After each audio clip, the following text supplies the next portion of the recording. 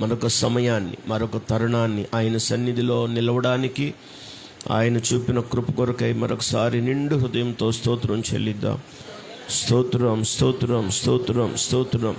హల్లెలూయా. ప్రియులారా, మరి వాక్య భాగంలోకి వెళదాం. మనకున్న సమయం చాలా తక్కువ అవడం వల్ల మరి కీర్తన భాగాన్ని కూడా మనం సరిగా మరి ధ్యానం చేయలేకపోతున్నాం. కొద్ది నిమిషాలు మనసు పెట్టండి. మనం చదివినటువంటి 127వ కీర్తనలో కొన్ని భాగాలు ఈ పరిశుద్ధ దినంలో ధ్యానం చేసుకుందాం. మరి ప్రతి వారం కీర్తన భాగంలో నుండే మనం మరి ధ్యానాంశాన్ని తీసుకుంటా ఉన్నాం. అలాగే ఈరోజు కూడా మరి యాత్రా కీర్తన, ఇది సొలొమోనుది. చెప్పండి, ఎవరిది ఇది? సొలొమోను కీర్తన. సొలొమోను రాసిన యాత్రా కీర్తన. ఇక ఈ కీర్తనలో మొదటి 2 వచనాలు ఒక భాగం, మొదటి 2 వచనాలు ఒక భాగం, తర్వాత 3 వచనాలు మరొక భాగం. ఈ 2 భాగాల్లో మొదటి భాగంలోని ప్రాముఖ్యమైన విషయం, 3 విషయాలను వ్యర్థమే అని చెప్పాడు దేవుడు. 3 విషయాలను వ్యర్థమే అని చెప్పాడు దేవుడు. వాటిల్లో మొదటి విషయం ఏంటంటే, యెహోవా ఇల్లు కట్టించని ఎడల కట్టేవారున్నా దాని ప్రయాస వ్యర్థమే అన్నాడు. మొదటిది. రెండవది ఏంటి వ్యర్థమే అంటే, యెహోవా పట్టణమును కాపాడని ఎడల దాని కావలివారు మేలుకొని ఉండుట వ్యర్థమే అన్నాడు. రెండవది ఏంటంటే, యెహోవా పట్టణమును కాపాడని ఎడల దాని కావలివారు మేలుకొని ఉండుట వ్యర్థమే అన్నాడు. మూడవ విషయం ఏంటి వ్యర్థమే అని చెప్పాడంటే, ఇదిగో మీరు వేకువనే లేచి చాలా రాత్రి అయిన తర్వాత పండుకొనుచు కష్టార్జితమైన ఆహారము తినుచుండుట వ్యర్థమే అని అంతటితో ఆగకుండా ఈసారి 3వ భాగంలో అంటే 2 వచనాల్లో చివరి మాటగా ఏం చెప్పాడంటే, తన ప్రియులు నిద్రించుచుండగా ఆయన వారికి ఇచ్చుచున్నాడు అని చెప్పాడు. గంభీరంగా స్తోత్రం చెప్పండి. 3 విషయాలు వ్యర్థమని చెప్పాడు. 3 విషయాల్లో మొదటి వ్యర్థమైన విషయం ఏంటంటే, యెహోవా ఇల్లు కట్టని ఎడల అన్నాడు. కట్టేవాడు దేవుడు. ప్రియులారా, ఒకవేళ మనుషులు ప్రయాసపడి వాళ్ళు కట్టినా కూడా ఆ ప్రయాస వ్యర్థమే, ఎందుకంటే దాంట్లో దేవుని ప్రమేయం లేదు అంటున్నాడు. హెబ్రీ పత్రికలో 3వ అధ్యాయంలో అంటాడు, సమస్తమును కట్టినవాడు దేవుడే, కట్టించేవాడు దేవుడే అని రాయబడింది. అది గృహమే కానీ, వ్యక్తిగత జీవితమే కానీ, సంఘ జీవితమే కానీ కట్టబడాలంటే దానికి దేవుని కృప అవసరం. మనం కట్టబడాలి, మన ఆత్మీయ జీవితం కట్టబడాలి, మన సంఘం కట్టబడాలి. తన సంఘం కట్టబడాలి అంటే దేవుని కృప ఉండాలి, దేవుని సహాయం ఉండాలి, దేవుని యొక్క అనుమతి ఉండాలి. దాంట్లో వాక్యం రాయబడింది, యెహోవా ఇల్లు కట్టించని ఎడల. కట్టేవాడు ఎవడో ఒకడు ఉంటాడు కానీ కట్టించేవాడు దేవుడు. హెబ్రీ పత్రిక 3వ అధ్యాయంలో రాస్తారు, 2వ వచనంలో అంటాడు, ప్రతి ఇల్లు ఎవడైనా ఒకని చేత కట్టబడుతుంది అంటాడు, కానీ సమస్తమును కట్టినవాడు దేవుడే అని రాయబడింది. కట్టిన వానికంటే కట్టబడినటువంటి దానికి ఎక్కువ విలువ, ఘనత వస్తుంది అంటాడు. ఎందువలన అంటే కట్టించింది దేవుడు అని రాయబడింది. మానవ జీవితాన్ని కట్టేది దేవుడు, వ్యక్తిగత జీవితాన్ని కట్టేది దేవుడు, కుటుంబ జీవితాన్ని కట్టేది దేవుడు, సంఘ జీవితాన్ని కట్టేది దేవుడు.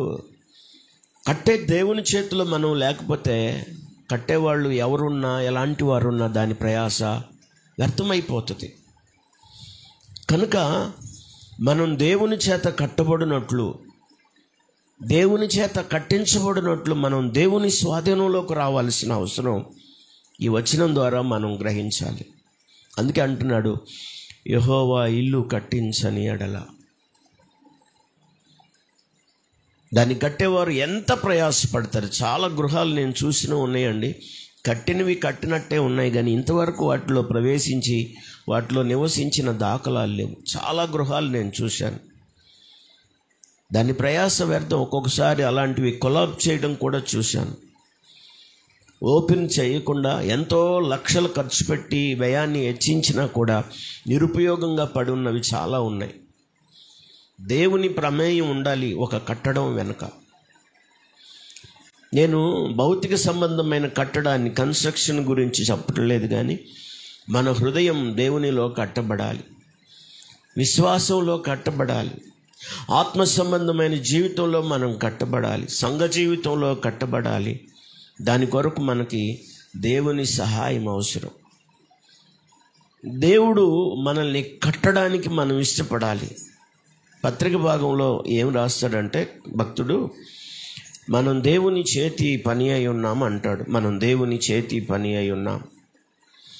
దేవుడే మనల్ని కట్టేవాడుగా ఉన్నాడని జ్ఞాపకం చేస్తాడు. బైబిల్ నుండి వాక్యం చదవగలిగిన వాళ్ళు మీరు వాక్యం చూడాలని నేను మీకు ఆహ్వానాన్ని తెలియచేస్తున్నాను.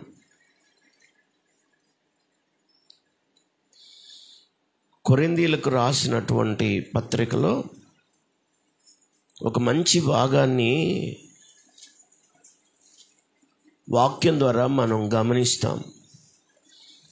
3వ అధ్యాయం కొరింథీయులకు రాసిన మొదటి పత్రిక 3వ అధ్యాయం 9వ వచనం చూడండి దయచేసి. మేము దేవుని జత పని వారమై ఉన్నాం, మీరు దేవుని వ్యవసాయము, దేవుని గృహమునై ఉన్నారు. పౌలు గారు తను పరిచయం చేసుకుంటూ చెప్తున్నాడు, మేము పనివారం, కానీ మీరేమై ఉన్నారంటే దేవుని వ్యవసాయం, అలాగే దేవుని గృహమునై ఉన్నారు. గృహం ఎలా కట్టబడుతుందో మనం ఆత్మ సంబంధమైన జీవితంలో అలాగా కట్టబడాల్సిన అవసరం ఉంది. దాని కొరకు దేవుడు తన సేవకులను పనివారిగా పెట్టాడు. అది చెప్తున్నాడు పౌలు గారు. మేము దేవుని చేతిలో జత పనివారం, దేవుని కొరకు జత పనివారం. మీరైతే దేవుని వ్యవసాయము, దేవుని గృహమునై ఉన్నారు. విశ్వాసులు దేవుని గృహంలాగా కట్టబడాలని ఈ వాక్యం ద్వారా మనకు అర్థమవుతుంది. మనం దేవుని చేత కట్టబడాలని వాక్యం ద్వారా మనకు అర్థమవుతుంది. కొంచెం కిందికి వస్తే చక్కని మాటలు మనకు అర్థమవుతాయి. 3వ అధ్యాయంలో దయచేసి మనం కట్టబడుతున్నాం ఎలాగంటే ఆలయములాగా. 16వ వచనం, మీరు దేవుని ఆలయమై ఉన్నారనియు దేవుని ఆత్మ మీలో నివసించుచున్నాడనియు మీరు ఎరగరా. ఇక్కడ మళ్ళా ఇంకొక కట్టడాన్ని చెప్పాడు. అదేంటంటే దేవుని ఆలయం. ఇందాకేం చెప్పాడు 9వ వచనంలో, మీరు దేవుని గృహము, దేవుని గృహము, దేవుని మీరు గృహమై ఉన్నారు అంటున్నాడు. ఇక్కడ అంటున్నాడు మీరు దేవుని ఆలయమై ఉన్నారని. గృహం కట్టబడినట్లుగా మనం దేవుని సన్నిధిలో కట్టబడాలి. దేవాలయం కట్టబడినట్లుగా మనం దేవుని సన్నిధిలో కట్టబడాలి. కట్టేవాని దేవుని సహాయాన్ని మనం తీసుకోవాలి. ప్రభువా, నీవు నన్ను కట్టు, నా విశ్వాస జీవితాన్ని కట్టు, నా ఆత్మీయ జీవితాన్ని కట్టు, ఫలభరితంగా చేయి నీ సన్నిధిలోని మనం దేవునికి అప్పగించుకోవాలి. అది చాలా ఆశీర్వాదకరంగా ఉంటుంది. లేకపోతే కట్టేవారి ప్రయాస పనికిరాదు. చెప్పండి, కట్టేవారి ప్రయాస పనికిరాదు. కట్టేవారు ఎంత ప్రయాసపడ్డా సరే అక్కడ దేవుని ప్రమేయం లేకపోతే, చెప్పండి ఎవరి ప్రమేయం? దేవుని ప్రమేయం లేక, అక్కడ ఏమంటున్నాడు అంటే యెహోవా ఇల్లు కట్టించని ఎడల. ఇద్దరు ఉన్నారు అక్కడ, కట్టేవాడు ఒకడు, కట్టించేవాడు ఇంకొకడు. కట్టించేవాడు దేవుడు, కట్టేవాడు పరిచారకుడు, కట్టేవాడు పనివాడు.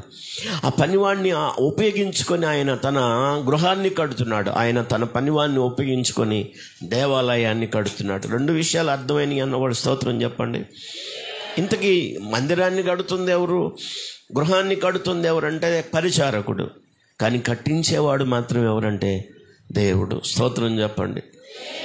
దేవుని చేత మనం కట్టబడాలి, దేవుని చేతి ద్వారా కట్టబడాలి. మనం కట్టించబడడానికి ఇష్టపడాలి దేవుని సేవకులతో. అది మన ఆత్మీయ జీవితంలో స్థిరత్వాన్ని తీసుకొస్తుంది. అందుకే అంటాడు, కొండ మీద కట్టబడిన పట్టణం స్థిరంగా ఉంటుంది, బండ మీద కట్టబడిన పట్టణం స్థిరంగా ఉంటుంది, బండ మీద కట్టబడిన ఇల్లు స్థిరంగా ఉంటుంది అని చెప్తాడు సువార్త భాగంలో. మనం దేవుని ప్రమేయంతో కట్టబడాలి. మన విశ్వాస జీవితం దేవుని ప్రమేయంతో కట్టబడాలి. అది మనకు మహాశీర్వాదం.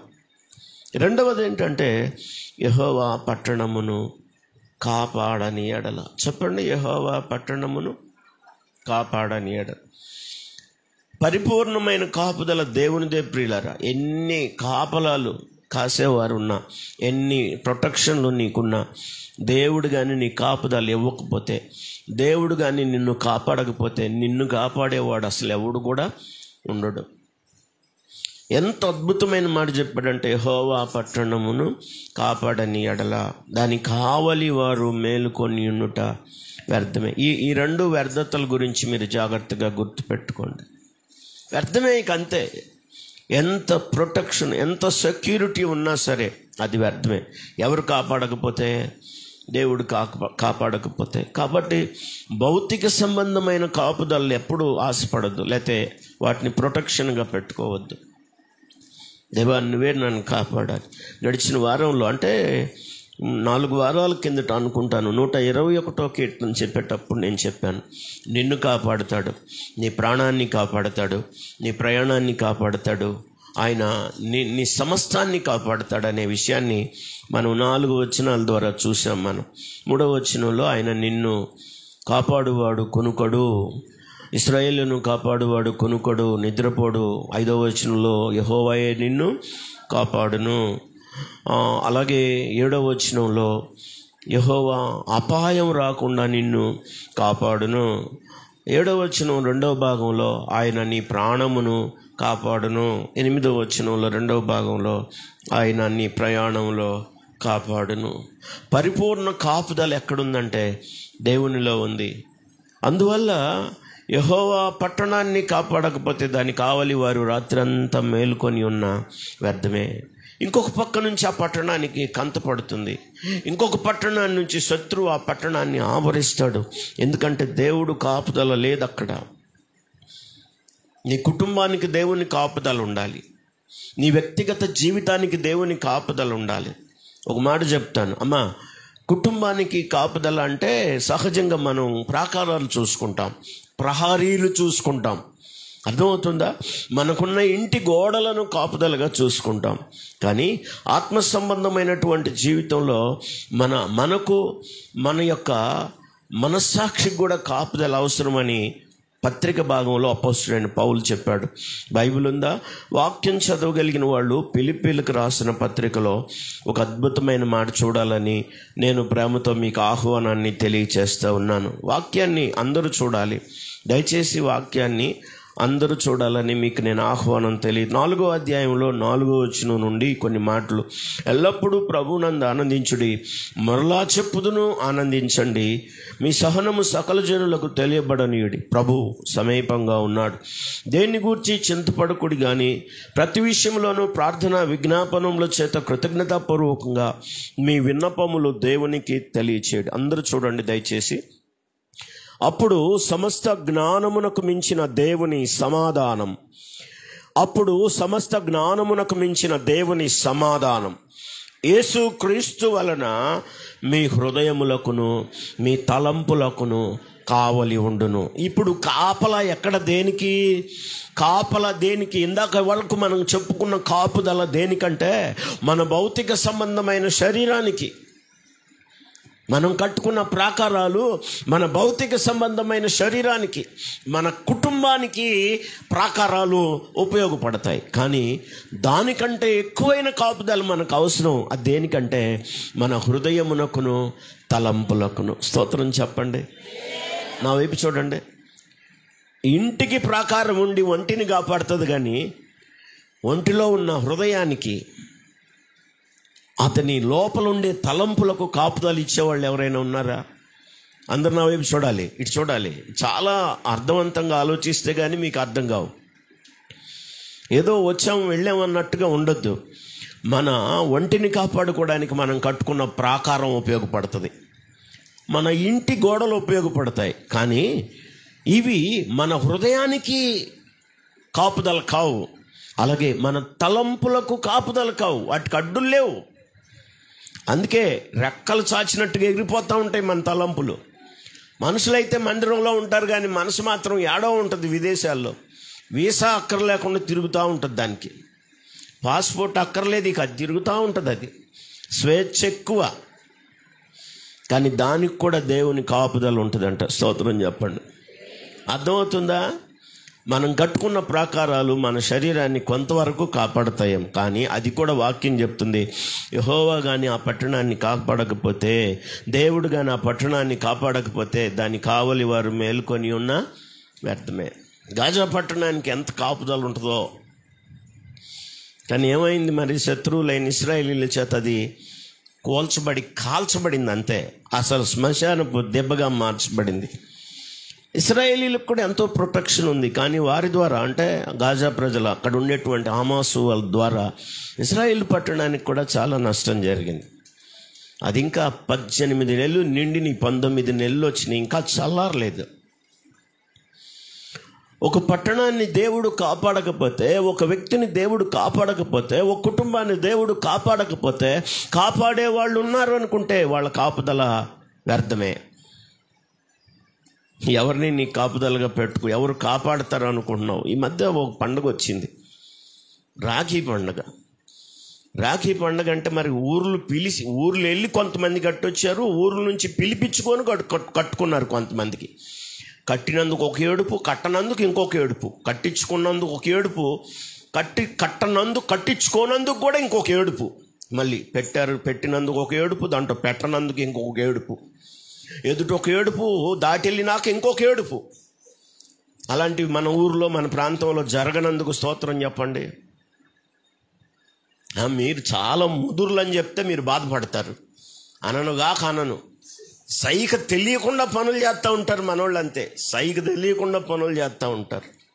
హలో, ఎంతైనా నువ్వు ఆడపిల్లవు కదే, రా, ఏం కట్టాలంట, కట్టు. దానికి ఒక పేరు ఏంటంటే రక్షాబంధనం. ఏం బంధనం?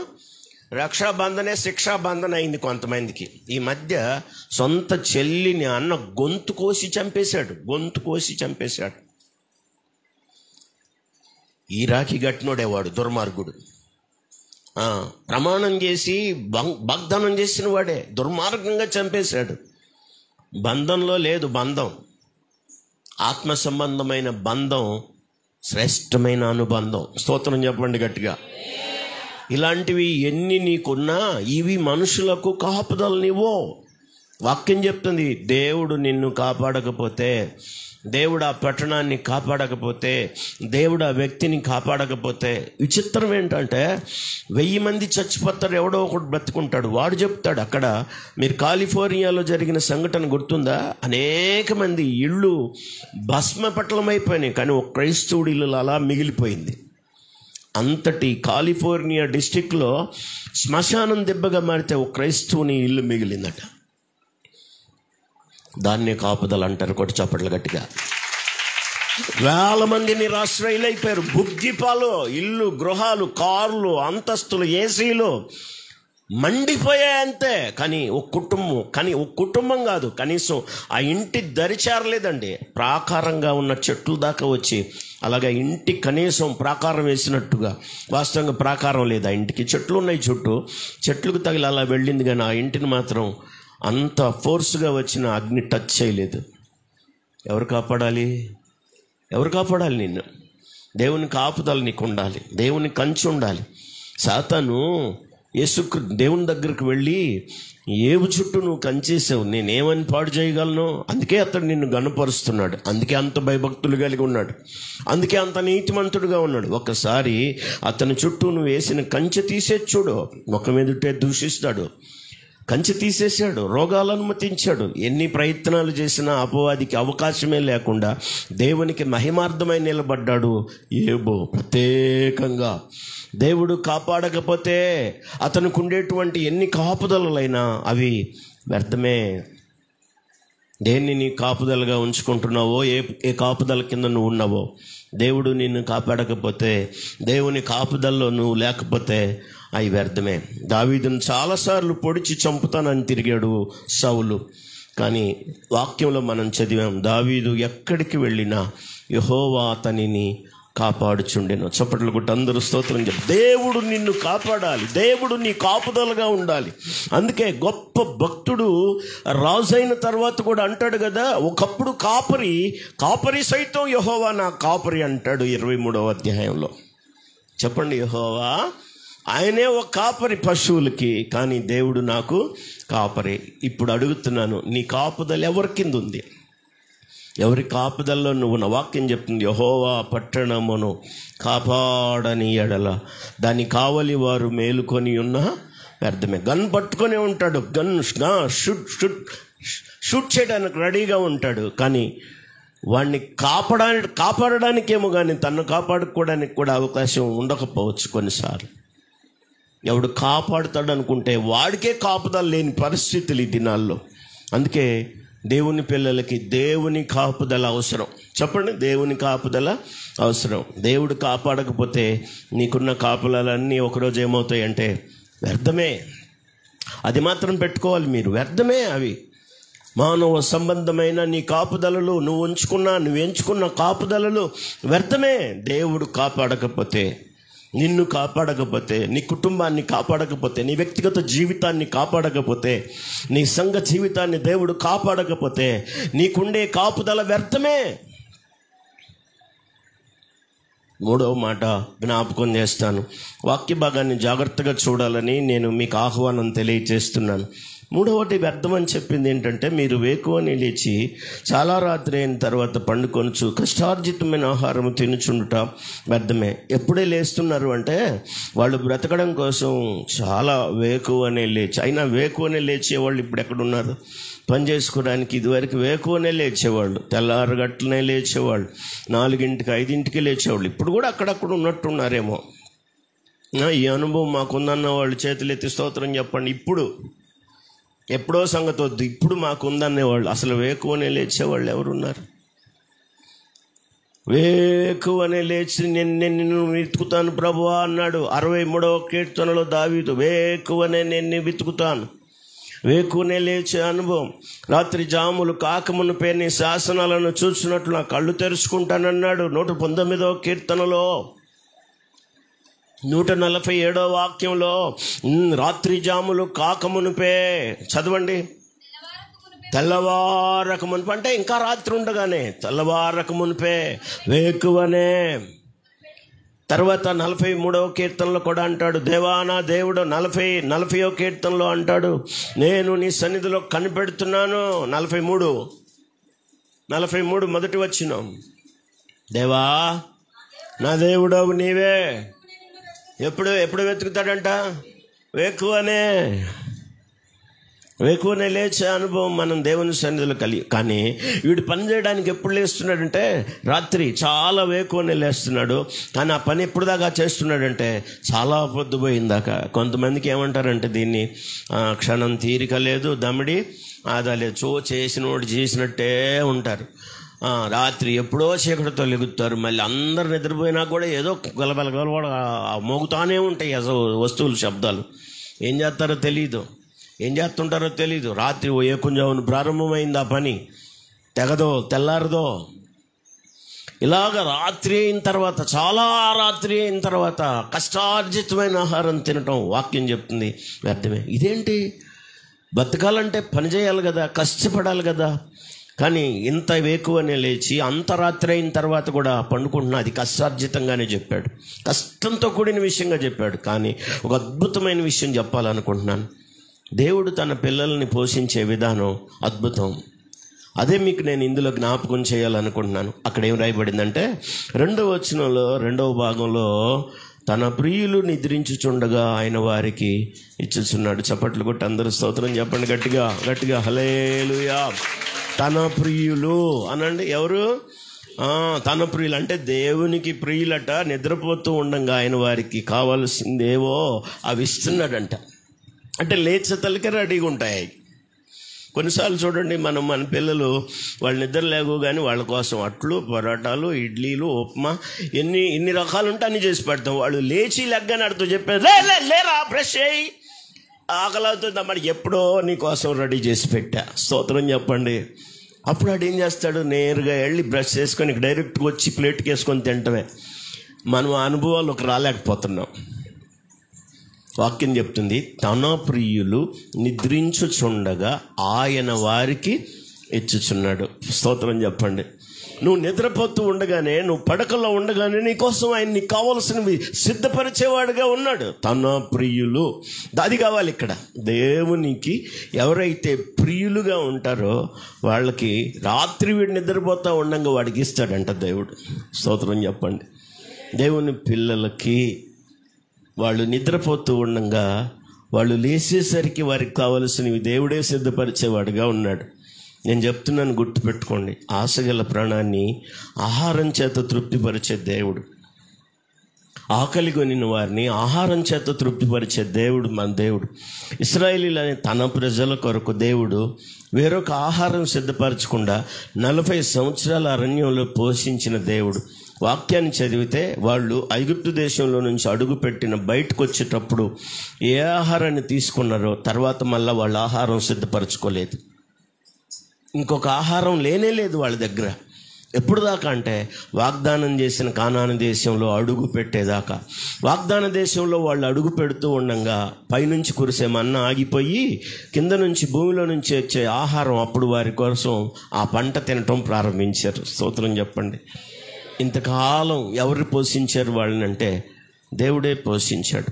ఒక మాట చెప్పిన, వారానికి చాలా ఇబ్బంది, దీంట్లో ఎన్నో సమస్యలు, అప్పులు తిప్పలు. కానీ వాళ్ళు ఉదయమేమో ఆహారం, సాయంత్రం ఏమో మాంసం, ఉదయం ఏమో ఆహారం, సాయంత్రం ఏమో మాంసం. ఎక్కడ తెచ్చుకున్నారంటే ఆకాశంలో నుంచి వచ్చింది. భూమి మీద పూరేళ్ళు వాలేటట్టుగా దేవుడు చేశాడు. సాయంత్రం రాగానే పూరేళ్ళన్నీ వచ్చి వాలే. ఉదయం అవగానే మన్నా వచ్చి భూమి మీద పడేది. ఉదయం గిన్నెలకు ఎత్తుకునేవాళ్ళు, సాయంత్రం పట్టుకొని కోసుకొని తినేవాళ్ళు. రోజు పండగే. స్తోత్రం చెప్పండి. ఆదివారానికి ఎంత కొట్టుకులాడతారో, ఉప్మాయేనా రోజు, ఉప్మాయేనా నష్టమేం కాదు. స్తోత్రం చెప్పండి గట్టిగా, అంత గంభీరంగా స్తోత్రం చెప్పండి. విశ్వాస జీవితం చాలా ముఖ్యమైనది ప్రియులారా. కానీ ఎవరికి ఆయన పోషకుడుగా ఉన్నాడంటే అక్కడ తన ప్రియులు అనండి. ఎవరు? మనం దేవునికి ఎలా ఉండాలంటే ప్రియులంగా ఉండాలి ప్రియులు. అంతేగాని నేను దేవుని బిడ్డని చప్పట్లు కొట్టి సంకలు కొట్టుకోవద్దు. మనం దేవుని దృష్టిలో మనం ఎలా ఉండాలంటే ప్రియులంగా ఉండాలి. అంటే ప్రియులు అంటే ఇష్టలుగా ఉండాలి. చప్పట్లు కొట్టి అందరూ స్తోత్రం చెప్పండి గట్టిగా. హల్లెలూయా. ఈ అనుభవంలోకి మనం రావాలి. అది దేవుడు కోరుకునే అనుభవం. అప్పుడు వాళ్ళు నిద్రపోతూ ఉండగా వాళ్ళు లేసే తలకి మన పిల్లల కోసం మనం సిద్ధపరిచినట్లు దేవుడు సిద్ధపరిచి, లే స్టాండ్ అప్, నీ కోసం రెడీగా ఉందంటాడు. అప్పుడు వేడిగా అనుభవించడానికి అవకాశం ఉంటుంది నీకు. ఆ అనుభూతిలోకి నువ్వు రాగలవు అనమాట. ఏది తక్కువ కానివ్వలేదని రాయబడింది. ఇశ్రాయేలీయులు 40 సంవత్సరాల ప్రయాణ కాలంలో చాలాసార్లు మీకు చదివించాను. ఏది తక్కువ కాలేదు అనండి. ఏది తక్కువ కాలేదు. ఎక్కడా లోపం జరగలేదు వాళ్ళకి. వాళ్ళు ఆహారం తింటున్నప్పుడు వాళ్ళ శరీరాలకే జబ్బు రాకుండా చేశాడు ఆయన. మన విశ్వాస జీవితంలో దేవుని పైన ఆధారపడి దేవుని చేత మనం పోషింపబడటం బహు ఆశీర్వాదకరం. తన ప్రియులు నిద్రించుచుండగా ఆయన వారికి ఇచ్చుచున్నాడు. వాళ్ళకి ఏం కావాలో అవి ఇచ్చేవాడుగా ఆయన ప్రొవైడర్ అనమాట. నీకేం కావాలో సిద్ధపరిచి ఇస్తాడు ఆయన. ఇది అది కాదు, నీకేం కావాలో అవి సిద్ధపరిచి ఇస్తాడు ఆయన. ఆయన నీకు ఇచ్చేవాడుగా ఉన్నాడు. కానీ మనం కలిగి ఉండాల్సిన అనుభవం ఏంటంటే ఆయనకు మనం ప్రియులుగా ఉండాలి. చెప్పండి. ఆయనకి ప్రియులుగా లేకుండా దేవుని వలన ఆశించడం కూడా చాలా అది బాధాకరమైన విషయం అవ్వచ్చు. ఎఫెసీ పత్రికలో రాస్తా, మీరు ప్రియులైన పిల్లల వలె దేవుని పోలి నడుచుకోండి అంటాడు. 5వ అధ్యాయం 1వ వచనం. దయచేసి వాక్య భాగం. కావున మీరు ప్రియులైన పిల్లల వలె. స్తోత్రం చెప్పండి గట్టిగా. అమ్మ వినపడలేదా? మీకు వినపడలేదా? ఏం చెప్పమన్నాను చెప్పండి. బతికినట్లేరు మీరు. సో చలనం అంటే ఒట్టొట్టుగా రోసపడితే ఉపయోగం ఏముంది?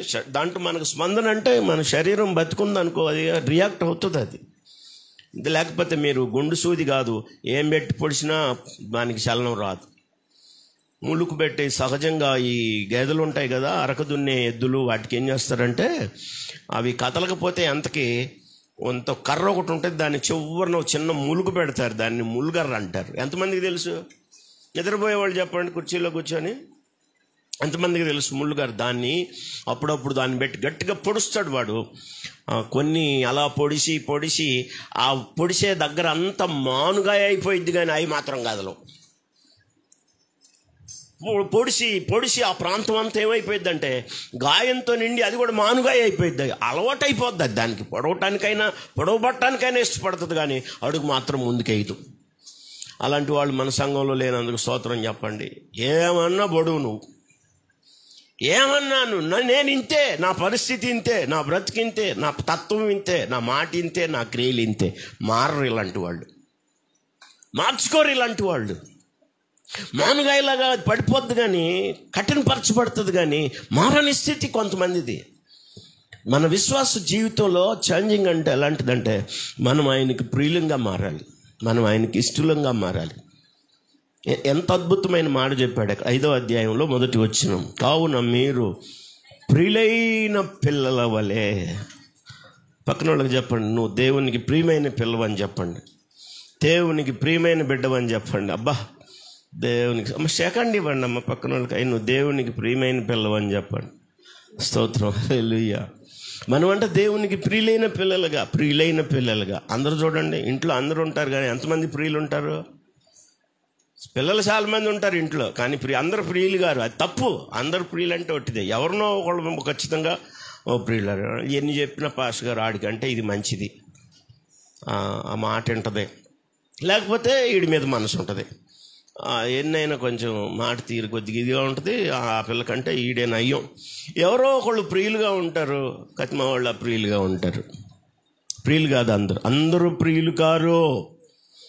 దేవునికి మనం అంట ప్రియులైన పిల్లలుగా ఉండాలంట. స్తోత్రం చెప్దామా? అప్పుడు నువ్వు నిద్రపోతూ ఉంటే ఇస్తాడు ఆయన. బైబిల్ ఉండి వాక్యం చదవగలిగిన వాళ్ళు, ఇశ్రాయేలుల గురించి ఆయన వారికి ఇచ్చిన విధానాన్ని మీకు నేను జ్ఞాపకం చేస్తాను. బైబిల్ ఉందా? వాక్యం చదవగలిగిన వాళ్ళు వాక్యం చూడాలని నేను ప్రేమతో మీకు ఆహ్వానం. నిర్గమాకాండంలో ఒక అద్భుతమైన మాట రాయబడింది. నిర్గమాకాండం, దయచేసి వాక్య భాగం చూడాలని నేను మీకు ఆహ్వానం తెలియచేస్తూ ఉన్నాను. ఇశ్రాయేలీలు వాళ్ళ ప్రయాణ కాలంలో దేవుడు చేసిన కార్యం 16వ అధ్యాయంలో 35వ వచనం. నిర్గమాకాండం 16వ అధ్యాయంలో 35వ వచనం. కాబట్టి ఇశ్రాయేలీలు నివసించవలసిన దేశం తాము వచ్చు 40 ఏండ్లు మన్నానే తినుచుండిరి. వారు కానాను దేశపు పొలిమేరలు చేరు వరకు మన్నాను తినిరి. ఎప్పుడు దాకా తిన్నారు చెప్పాలి. కానాను దేశం చేరడానికి వాళ్ళకి మధ్య పట్టిన కాలం ఎంత అంటే ఐగుప్తు దేశం నుంచి 40 సంవత్సరాలు, 40 years. ఈ 40 సంవత్సరాల కాలంలో దేవుడే వాళ్ళకు పోషకుడుగా ఉన్నాడు, దేవుడే వాళ్ళకి ఇస్తున్నాడు. అక్కడ మనం నెహెమ్యా గ్రంథంలో ఏం చదువుతుంటే వాళ్ళకి ఏమీ తక్కువ కాకుండా ఇచ్చాడని రాయబడింది. ఆయన ఇవ్వటం మానేయలేదని రాయబడింది. తన పిల్లలకి ఇవ్వటం మానేయలేదు. ఆహారం ఇచ్చాడు ఆయన, మాంసం ఇచ్చాడు ఆయన. ఏం కావాలని వాళ్ళలో కోరిక ఉండేదో వాళ్ళ కోరిక మేరకు ఇచ్చాడు ఆయన.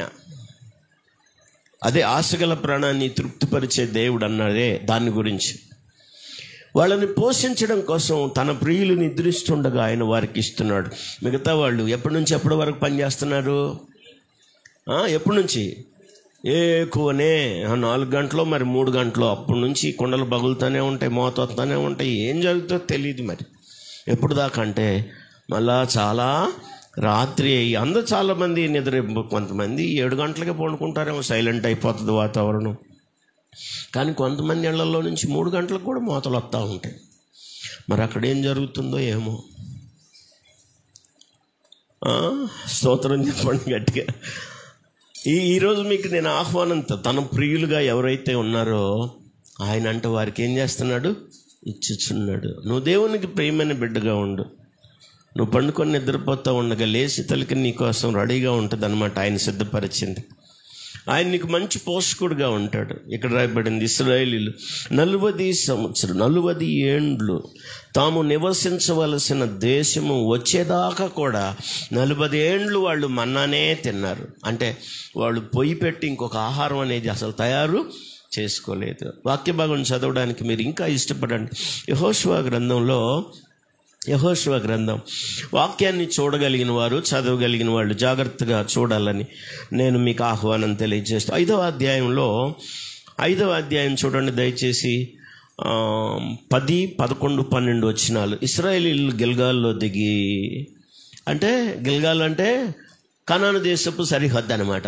ఐగుప్తు దేశంలో నుంచి వాళ్ళు వెళ్తుండగా కనాను దేశానికి ఎంట్రన్స్ అనమాట. ఇది కనాను దేశానికి ఎంట్రన్స్ అనమాట. మీరు చూడండి, అక్కడ గిల్గాల్ అంటే యోర్దాను దాటిన తర్వాత వాళ్ళు కనాను దేశంలోకి అడుగు పెడుతున్నారు. ఆ గిల్గాలు అనుభవం దొర్లింపబడిన అనుభవంగా అక్కడ మనం చూస్తాం. అక్కడ వాళ్ళు ఆ నెల 14వ తేదీన సాయంకాలంలో ఎరికో మైదానంలో పస్కా పండగ ఆచరించిరి. 11వ వచనం. పస్కా పోయిన మరునాడు వారు ఆ దేశపు పంటను తినిరి. స్తోత్రం చెప్పండి గట్టిగా. మళ్ళా చదువుదాం. ఆ దినమందే వారు పొంగకయు వేచబడి ఉన్న భక్షములను తినిరి. 12వ వచనం. మరునాడు వారు ఆ దేశపు పంటను తినుచుండగా మన్నా మానిపోయెను. అనండి, మన్నా చెప్పండి. మన్నా ఎప్పుడు దాకా కురిసింది మన్నా? వీళ్ళు సంపాదించుకోలేదండి. తన ప్రియులు నిద్రిస్తూ ఉంటే వాళ్ళు లెగిస్తే కనపడేది మన్నా వాళ్ళకే. వీళ్ళ పని ఏంటంటే లేచి గుట్టలు తీసుకొని ఏరుకోవడానికి వెళ్ళేవాళ్ళు మన్నాను, అంతే. స్తోత్రం చెప్పండి. లేచే తలకి రెడీగా ఉండేది మన్నా, వాళ్ళ కొరకైన ఆహారం.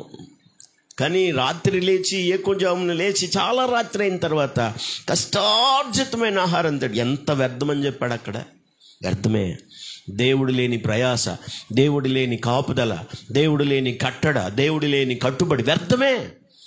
దేవుని లేని పోషణ అది ఆరోగ్యకరం, ఆశీర్వాదకరం కాదు. ఈ మాటలు మీరు జాగ్రత్తగా పట్టుకోండి. తన ప్రియులు ఎవరైతే ఉన్నారో, ఎవరిని తన ప్రియులుగా ఉండడానికి ఏర్పరచుకున్నాడో, ఎవరిని తన ప్రియులని ఆయన ఎంచుకున్నాడో వాళ్ళని నడిపించే విధానం కోసం ఆయన వాళ్ళకేమీ తక్కువ కాకుండా చేసి నడిపించి పోషించినట్టుగా రాయబడింది. వాక్యం చెప్తుంది, వాళ్ళు కనాను దేశం ఆ దేశపు పంట తినుచుండగా మన్నా. 12వ వచనంలో వారు ఈ దేశపు పంటను, కనాను దేశపు పంటను వాళ్ళు తినుచుండగా మన్నా మానిపోయెను. అటు తరువాత ఇశ్రాయేలీయులకు మన్నా దొరకలేదు. ఆ సంవత్సరపు కనాను దేశపు పంటను వారు తిని. చప్పట్లు కొట్టి స్తోత్రం చెప్పండి. అంటే ఈ అరణ్య మార్గంలో, ఈ అరణ్య ప్రదేశంలో దేవుడే వాళ్ళకు పోషకుడిగా ఉండి ఆయన ఇస్తూ ఉన్నాడు. మన్నా మానిపోయేదాకా ఆయన ఖచ్చితంగా వాళ్ళని పోషించాడు. కనాను దేశపు పంట తినేదాకా వాళ్ళని పోషించాడు, వాళ్ళకి ఇస్తానే ఉన్నాడు.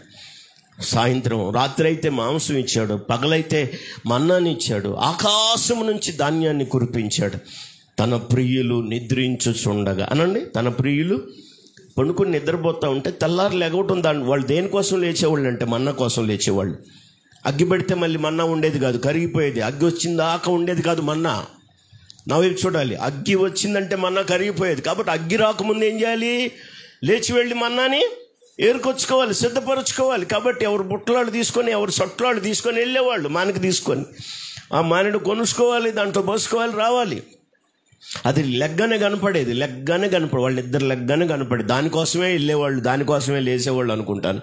స్తోత్రం చెప్పండి గట్టిగా. అంటే వాళ్ళు లెగవడం కోసం ఆయన సిద్ధపరుస్తున్నట్టుగా అనిపిస్తుంది. స్తోత్రం చెప్పండి.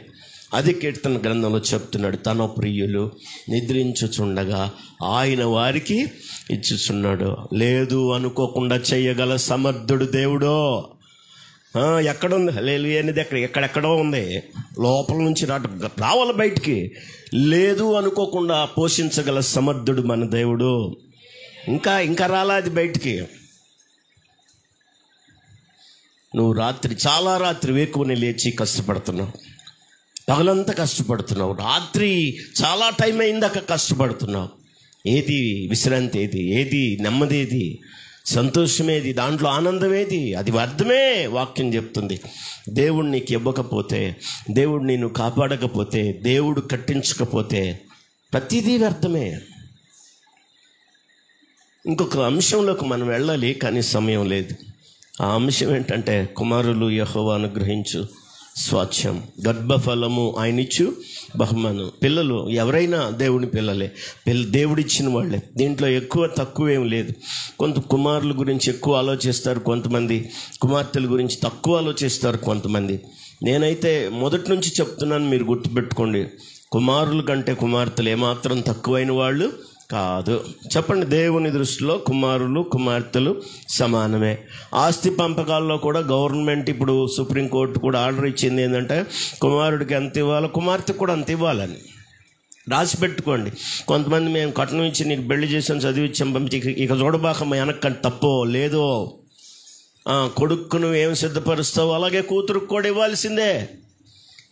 ఏంది మీరు వెనక ముందు ఆలోచిస్తున్నారు? రాసి పెట్టుకోండి, ఇవ్వాల్సిందే. ఏబు కుమార్తెల గురించి చూడండి, ఏం రాయబడింది? కుమారులతో పాటు కుమార్తెలకు కూడా తన స్వాస్థ్యాన్ని పంచిపెట్టాడు. అలా ఇవ్వాలని చెప్పండి, మొహం నల్లబెట్టకుండా చెప్పండి, పక్క మొహం నల్లం పెట్టకుండా అలా ఇవ్వాలని చెప్పండి. మరి కుమార్తెకు ఎక్కువ కూతురు ఎక్కువ ఏంటది? ఇద్దరిని ఒకే రకంగా అన్నావు, ఇద్దరిని కన్నది నువ్వేగా, వేరే ఇంకెవరన్నా కన్నారా? మరి ఎందుకు ఎక్కువ తక్కువ? ఏంటి వ్యత్యాసం? దేవుడు అలా చెప్పలేదు. నీకున్న పిల్లలు ఇద్దరు అయితే ఇద్దరు పిల్లలు, ఇద్దరు ఆడ మగ ఇద్దరు ఒకటే. కళ్ళు ముయ్యొద్దు, వ్యత్యాసం చూడొద్దు, వ్యత్యాసం చేయొద్దు. ఆడపిల్లని మగ ఆడపిల్లంట ఏడపిల్లమ్మా గోబ పగిలిద్ది. నాయన వాక్యంలో చెప్పేస్తున్నాడు పాస్ గారు అనొద్దు. మీకు అనిపించవచ్చు తప్పు అది. ఏబు కుమార్తెలు చూడు, మీకు తెలుసా? ఒక ఆయన ఉన్నాడు బైబిల్లో, ఆయనకి కుమారులు పుట్టల, కుమార్తెలే పుట్టారు. వాళ్ళు కూడా 5 పుట్టారు. వాళ్ళు వెళ్ళి మోషే దగ్గరికి వెళ్ళి, మా నాన్న కుమార్తెలు పుట్టలేదు, మమ్మల్ని ఏం చేయమంటావు? మాకు స్వాస్థ్యం ఇవ్వరా ఇశ్రాయేలీయులతో? అప్పుడు మోషేకి అసలు అర్థం కాల, ఏం చేయాలి? దేవుని సన్నిధికి వెళ్ళి దేవుని దగ్గర అడిగాడు, ప్రభువా ఇదిగో వీళ్ళు 5 కుమార్తెలు పుట్టారు, వాళ్ళకి అబ్బాయి పుట్టల, అబ్బాయిలు ఎవరు లేరు, మరి ఇశ్రాయేలీయులతో పాటు మాకు కూడా స్వాస్థ్యం ఉండదా అని అడుగుతున్నారు, ఏం చేయమంటావు అంటే, వాళ్ళు అడిగింది నిజమే. ఇశ్రాయేలీయులకి ఎలాగో సమానంగా కుమారులకు స్వాస్థ్యాన్ని పంచుతున్నావో వాళ్ళకు కూడా సమానంగా ఆస్తిని పంపకాలు చేయమని చెప్పాడు. స్తోత్రం చెప్పండి, చెప్పాలి. సంతోషంగా ఉన్న వాళ్ళు స్తోత్రం చెప్పండి. వ్యత్యాసం చేయబాకండి. ఇక్కడ వాక్యం చెప్తుంది, గర్భఫలము యెహోవా ఇచ్చు బహుమానం, కుమారులు యెహోవా అనుగ్రహించు స్వాస్థ్యం. మరి ఆయన ముఖం ఎందుకు నల్లగా అయిపోతుంది? గుర్తుపెట్టుకోండి, ఆడపిల్ల మగపిల్ల వ్యత్యాసం ఏం లేదు. దేవుని కొరకు ఇద్దరు ఒకటే. ఇద్దరినిచ్చింది దేవుడే. ఇద్దరిని కన్నావుగా నువ్వు, వేరే కన్నావా? కాదు కదా. ఇద్దరిని సమాన వైఖరితో చూడాలి. దాంట్లో ఎక్కువ తక్కువలు చూడకూడదు, వ్యత్యాసం చేయకూడదు. వాక్యంలో రాయబడిన సంఘటనలు ఇలా చెప్తే సమయం కుదరదు. దాంట్లో ఒక ప్రాముఖ్యమైన విషయం ఉంది, దాన్ని నేను జ్ఞాపకం చేసి ముగిస్తాను. ఒక 2 నిమిషాల్లో ముగిస్తాను. కీర్తనల గ్రంథంలో 127వ కీర్తనలో మనం చూడాల్సిన చివరి భాగం ఏంటంటే, ఇదిగో 4వ వచనం, యవన కాలమందు పుట్టిన కుమారులు బలవంతుని చేతిలోని బాణముల వంటి వారు అనండి. యవన కాలమందు పుట్టిన కుమారులు బలవంతుని చేతిలోని బాణాలు. ఒకటి బలవంతుడు, రెండవది బాణం అనండి. ఒకటి బలవంతుడు, రెండవది బాణం. బాణం ఉంటే ఉపయోగం ఉండదు. బాణాన్ని ఉపయోగించగలిగిన వాడు ఎలాంటి వాడై ఉంటాడంటే బలవంతుడై ఉండాలి. బాణం బాగా షార్ప్గానే ఉండి ఉపయోగించేవాడు బలహీనుడైతే ఉపయోగమేంది? హలో ఇక్కడే ఉండారా అని అంటున్నాను నేను. బాణం షార్ప్గానే ఉంది, కానీ ఉపయోగించేవాడు ఎలా సోమరుడై ఉండి వాళ్ళు బలం లేకపోతే దానివల్ల నేలకేసి కొడతాడు. కానీ శత్రువు గుండె గురి చూసి కొట్టగలిగేవాడు ఎవడంటే బలవంతుడు. వాక్యం చెప్తుంది, యవన కాలమందు పుట్టిన కుమారులు బలవంతుని చేతిలోని బాణం లాంటి వాడు. బలవంతుడు ఎంత బలంగా విసిరితే ఆ బాణం అంత బలంగా ప్రయాణం చేసి శత్రువు గుండెను చీల్చి చెండాడుతుంది. చప్పట్లు కూడా దేవునికి స్తోత్రం చెప్పు. దేవుని పిల్లలు బలవంతులుగా ఉండాలి, శత్రువుని చంపడానికి, శత్రువుని ఎదుర్కోవడానికి, శత్రువుని చీల్చి చెండాడడానికి. శత్రువు ఇక్కడ ఎవరంటే అపవాదే. గుర్తుపెట్టుకోండి, మనుషులు ఎవరు శత్రువులు మనకు కాదు. మనుషులు మనకు శత్రువులుగా ఆలోచించకూడదు ఎవరిని కూడా. అలాంటి ఆలోచన స్వభావం నీకుంటే అసలు నువ్వు దేవుని బిడ్డవుగా ఎంచబడవు. ఎప్పటికి కూడా మనుషులు ఎవ్వరు మనకు శత్రువులుగా ఎంచుకోకూడదు. మన శత్రువు ఎవరంటే అపవాది. చెప్పండి, మన శత్రువు ఎవరు? అపవాది. యవన కాలమందు పుట్టిన కుమారులు దేవుని చేతిలో ఎలా ఉండాలంటే బలవంతుడు ఒకే ఒక్కడు, మనుషులు కాదు బలవంతుడు, బలవంతుడైన దేవుడు అని రాయబడింది ఆయన. స్తోత్రం చెప్పండి. యెషయా గ్రంథంలో ఎక్కడుందా వచ్చినాం? యెషయా గ్రంథం చెప్పా నేను 9:6. యెషయా గ్రంథం 9:6.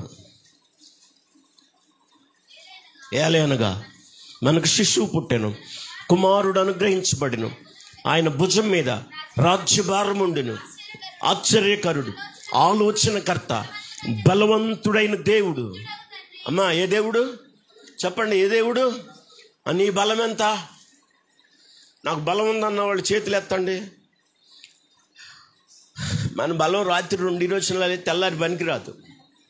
ఏమై రాత్రి బాగానే పోట్లాడేవుగా, బలం వల్లగా లేకపోతున్నాను, ఇద్దరిని ఒకళ్ళు పట్టుకోవాలి, ఇద్దరిని ఒకళ్ళు అప్పుడు కూడా ఏలబడతా ఉంటుంది.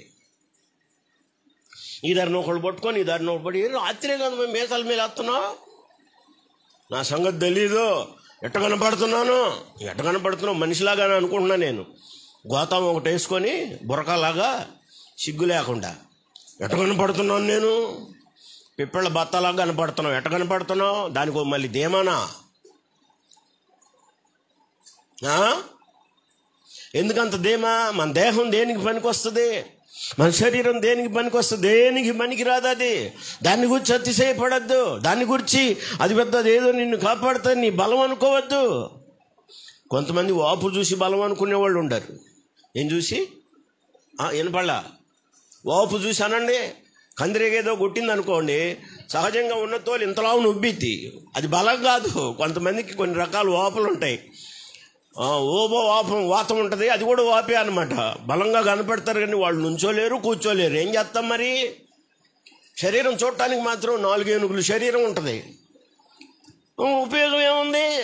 కూర్చుంటే ఆయాసం, నుంచుంటే ఆయాసం, పండుకుంటే ఆయాసం.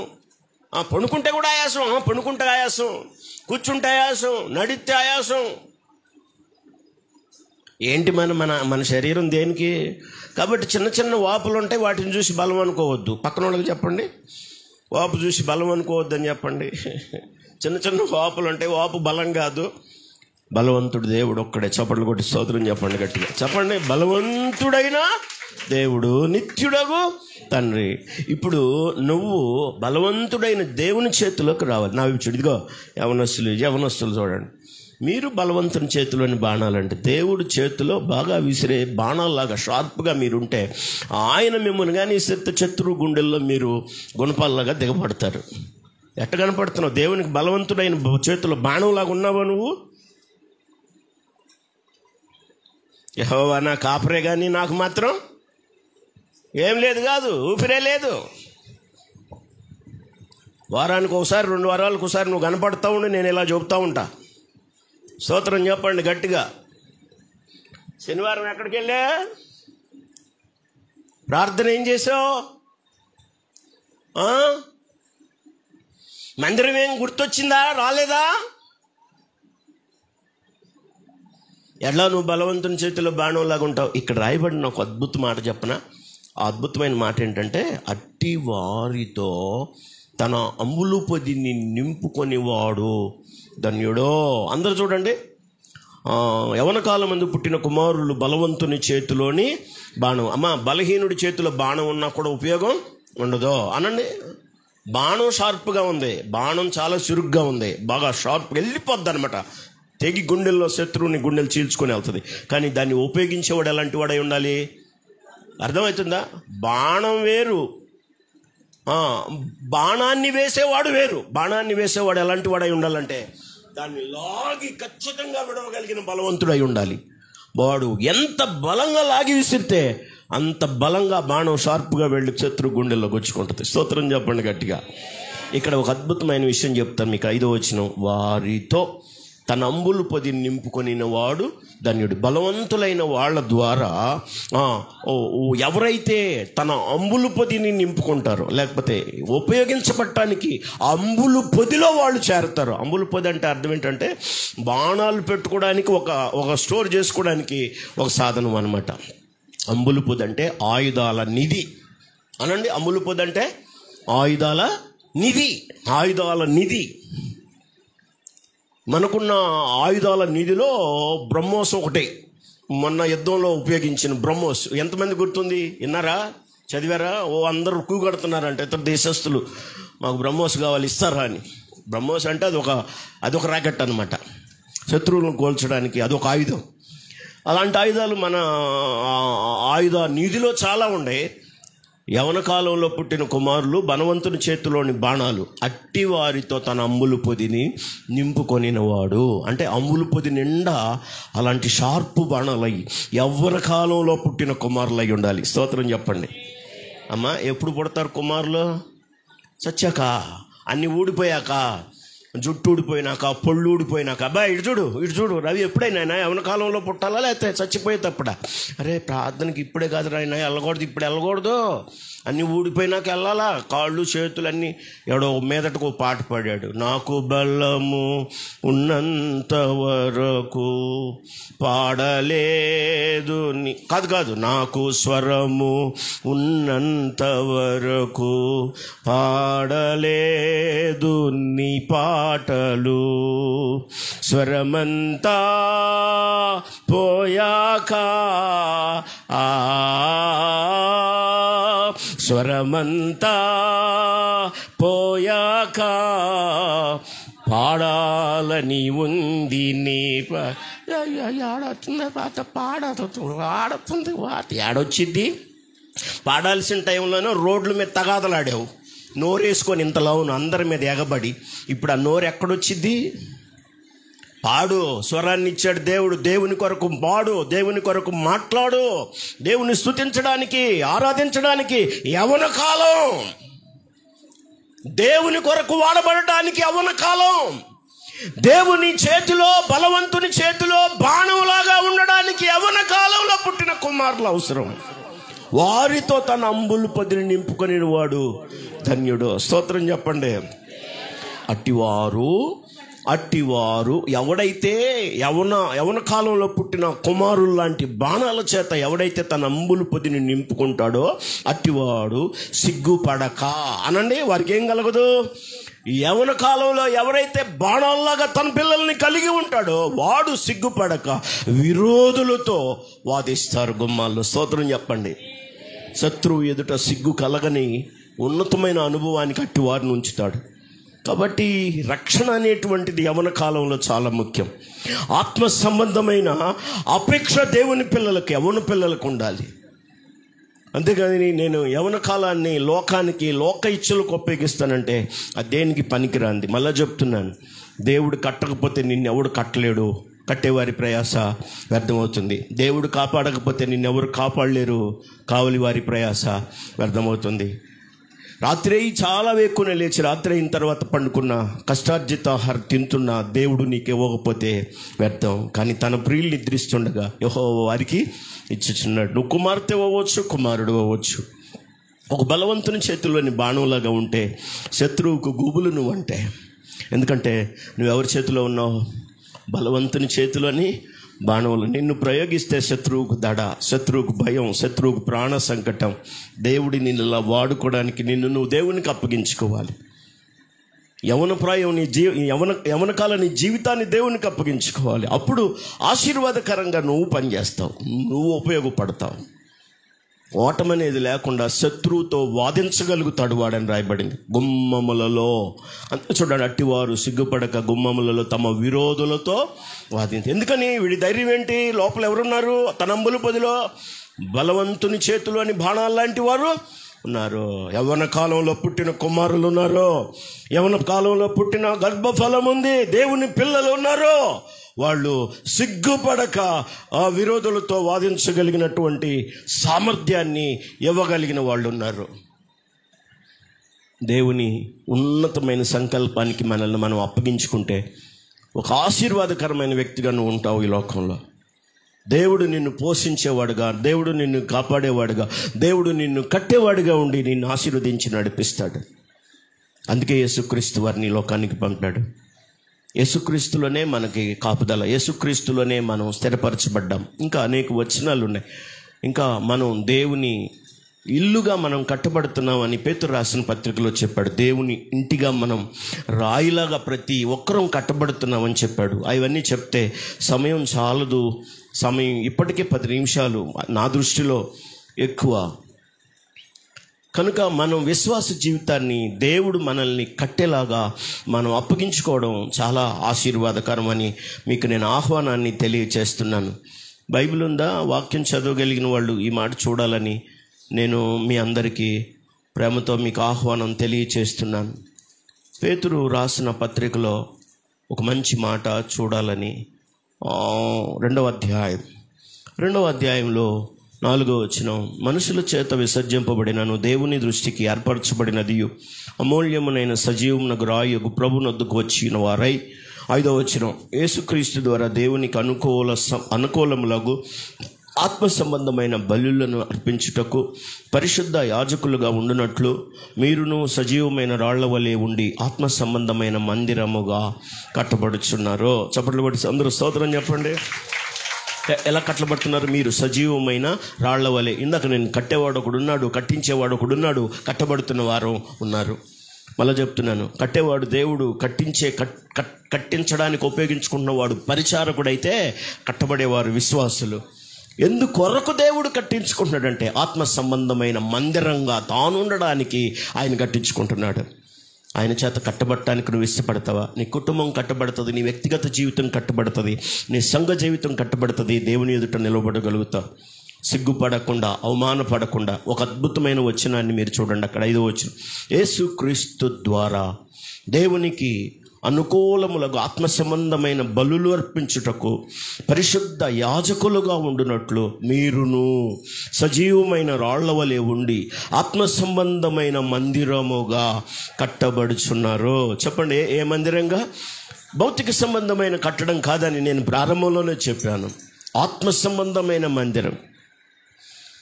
ఈ కాపుదల భౌతిక సంబంధమైన కాపుగా మీ హృదయములకును మీ తలంపులకును అని చెప్పాను మీకు. నేను దేవుడిచ్చే కాపుదల ఇలాంటిది. మనుషులు ఏర్పరచుకునే కాపుదల, మనుషులు సిద్ధపరచుకునే ఆహారం, పోషణ విధానాలు వేరు. మనం దేవుని మీద ఆధారపడాల్సిన వాళ్ళం, దేవునిలో నిలబడాల్సిన వారం.